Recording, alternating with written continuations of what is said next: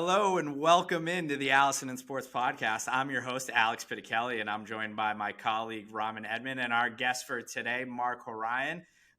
Marc, we're really excited to have you, Chief Business Officer of For Soccer Ventures. Tell us a little bit more about, what you do in the world of soccer and globally football. We're excited to chat with you about a little World Cup too. So I'm Marc Horine. I'm the Chief Business Officer at For Soccer Ventures. As you can tell by our name, we live, eat, and breathe soccer all day, every day. Our goal is to accelerate the game here in the United States. That's through player development, fan development, brand development. We own and operate the largest Hispanic soccer program in the United States called Allison de Football. We also own and operate a program called Black Star, which provides access and opportunity for inner city Black kids. We also have a media services arm, which is more on the traditional agency side of things. So helping brands like Verizon, Allstate, Ford, PepsiCo, CVS, Chevron, Paramount Plus, help them connect to soccer communities across the country. Soccer is a very fragmented sport in the United States, both on the participation side, but also on the fan side. And our job is to help connect brands to that fragmented soccer community. And our business is 3 years old. I've actually been in the soccer business now for 6 years. Prior to that, I was working at ESPN for close to 20 years on the digital media side of things. That's awesome. Marc, could you tell us a little bit about how you're approaching World Cup programs this year? Yeah, so we're working with some partners around different activations, whether that be influencer activations, watch party activations. We have a owned and operated property called FootyCon, which is a soccer meets culture and fashion, which we're activating around the World Cup as well, selling some merchandise in addition to those activations. And yeah, we're excited to finally have the World Cup. We're excited that the United States is playing in the World Cup again after a tough go in 2017 and 18. And we're ready to get going. I mean, we've been talking about it for a long time. This is a very young, dynamic U.S. soccer team that has a lot of energy and has a lot of expectation. To be fair, we've got players now in every major league in Europe, and expectations are high. And if you're a fan of the game, and I've been following the U.S. men and women for decades now, we feel like this generation has the best opportunity to succeed. I think this World Cup is going to be very exciting for us. Again, it's a young team, but I think it really sets the foundation for what the men can do in the 2026 World Cup, which, as you guys know, is going to be in North America, and probably the largest sporting event the world has ever seen. Marc, let's stay there for a second on the World Cup in the United States. What do you think the impact of that is going to be on the game here? I think, last time the World Cup was in the United States, it was the highest selling or most sold tickets in World Cup history. Do you think we're going to set another benchmark at that point? How do you think it'll change soccer in America? I think absolutely. I think similar to what the Men's World Cup did in '94 and what the Women's World Cup did in 1999 for the women's side of the game, it's just a launching pad for a lot of casual fans.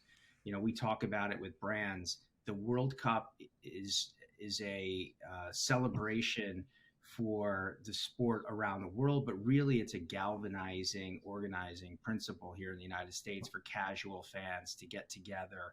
Everyone sees the bar scenes, in Kansas City, where people are going nuts when, Landon Donovan scores the goal against Algeria in 2010.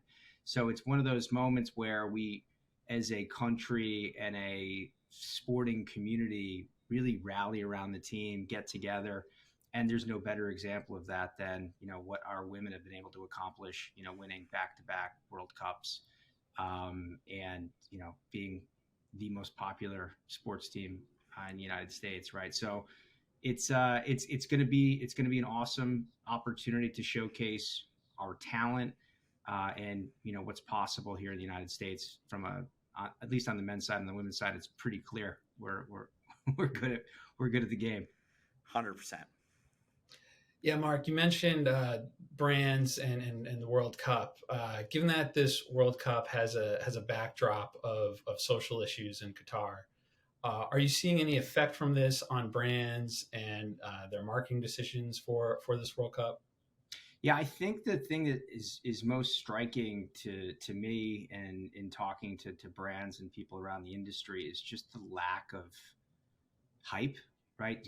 The challenge with this event being, in the fall, in the middle of, our holiday season with Thanksgiving, rolling into the holidays is really challenging. You're at a very cluttered sports calendar, right? You're sandwiched between NFL games, college football games, college basketball games, NHL games, and I think people sort of understand that it's going to be unlike any other World Cup we've ever seen because, in the past, every June and into early July, people would gather at bars. There was no real competition from other leagues, and there was that focus, and it was an opportunity for the sport of soccer really to shine and get the attention of the casual fan here in the U.S. And we're not seeing that same level of hype and excitement that I've seen, in years past. And,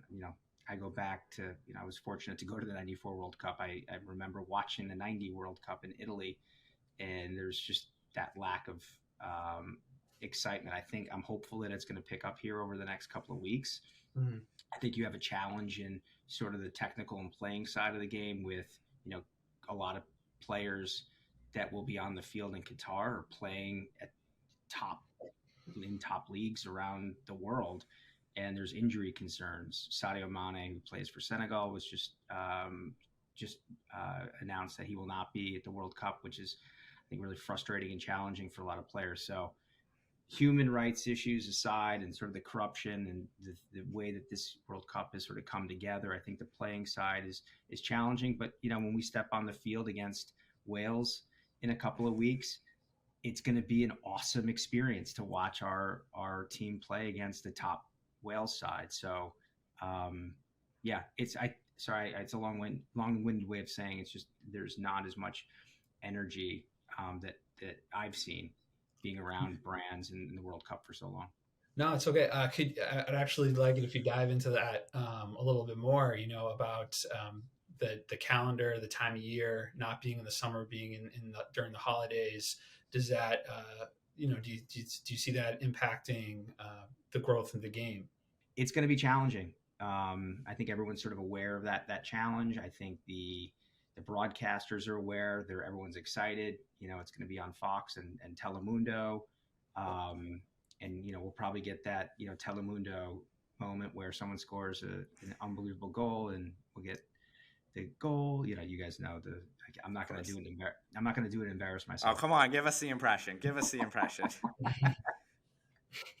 So, but all that said, the soccer is going to be awesome, right? We all want to see Mexico play Argentina. That the Saturday after Thanksgiving, it's like to see those two teams line up against each other with some of the best players in the world is just going to be awesome. Like the soccer itself is going to be phenomenal.